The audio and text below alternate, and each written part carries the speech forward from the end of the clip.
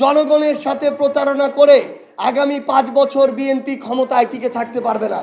BNP এখন জুলাই সনদকে এই অভ্যুত্থানে অংশগ্রহণ করা দলগুলোকে ধীরে ধীরে হেয় প্রতিপন্ন করা শুরু করেছে। তখন আমাদের জায়গা থেকে নির্বাচনের আগে আমরা যতটুকু ঐক্যবদ্ধ ছিলাম, আগামীতে আমাদেরকে তার চেয়েও বেশি ঐক্যবদ্ধ হতে হবে। বাংলাদেশের একটা নির্বাচিত সরকার তাদের জায়গা থেকে প্রত্যেকটি মুহূর্তে তাদের কথা এবং কাজের মধ্য দিয়ে তাদের নির্বাচন পূর্ব এবং অভ্যুত্থান পরবর্তী সময়ে জনগণের সাথে যে কমিটমেন্টগুলো ছিল, প্রত্যেকটি কমিটমেন্ট ধীরে ধীরে তারা ভঙ্গ করে এগিয়ে চলছে। তারা আবারও হাজারের অধিক শহীদের জীবন, এত মানুষের রক্ত, এই প্রত্যেকটি জিনিসকে ক্ষমতায় যাওয়ার একটি সিঁড়ি হিসেবে তারা এগুলোকে মনে করছে। আমরা এই জাতীয় নির্বাচনেও আমাদের জায়গা থেকে একইভাবে প্রশাসনকে ব্যবহার করা, পেশি শক্তির প্রয়োগ করা এবং ভোট গ্রহণের সময় না হলেও ভোট গণনার সময় ভোটকে প্রভাবিত করে, ফলাফলকে প্রভাবিত করে বাংলাদেশের মানুষের ভোটাধিকারকে কুক্ষিগত করার আরেকটি অপচেষ্টা তারা করেছে।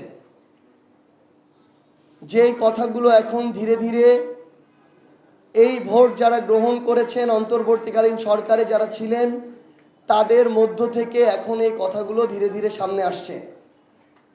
অন্তর্বর্তীকালীন সরকারের যে উপদেষ্টাকে নিয়ে বিএনপির একসময় ঘোর বিরোধিতা ছিল, যাকে তারা বাংলাদেশের নাগরিকই মনে করে নাই, সেই মানুষটি যখন নির্বাচনের পরে তাদের একটি মন্ত্রণালয়ের মন্ত্রী হয়ে যায়, এমনকি পররাষ্ট্র মন্ত্রণালয়ের মতো গুরুত্বপূর্ণ মন্ত্রণালয়ের মন্ত্রী, তখন আমাদের এই জিনিসটি নিয়ে ভাবতে হয় যে কিসের বিনিময়ে তারা এমন একজন মানুষকে মন্ত্রী বানালো এবং এই নির্বাচনের যে নিরপেক্ষতা, এর মধ্য দিয়ে সেই নির্বাচনের নিরপেক্ষতা পর্যন্ত প্রশ্নবিদ্ধ হয়ে যায়।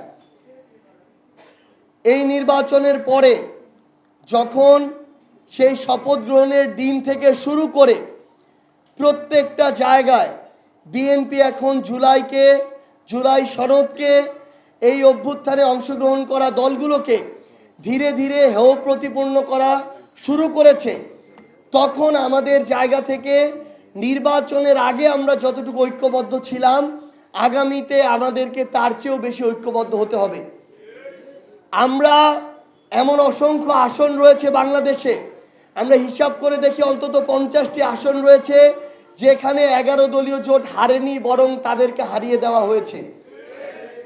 আমরা যদি আমাদের জায়গা থেকে ঐক্যবদ্ধ থাকি এবং বিএনপি যদি তাদের জায়গা থেকে জনগণের সাথে প্রত্যেকটা ধাপে প্রতারণা করে, আমরা স্পষ্ট করে বলতে পারি জনগণের সাথে প্রতারণা করে আগামী 5 বছর বিএনপি ক্ষমতায় টিকে থাকতে পারবে না। এর আগে আওয়ামী লীগ তাদের সময়ে যে অন্যায়গুলো করে পার পেয়ে গিয়েছিল, ওই একই অন্যায় করে পার পেয়ে যাওয়ার সময় আগামীর বাংলাদেশে আর নাই।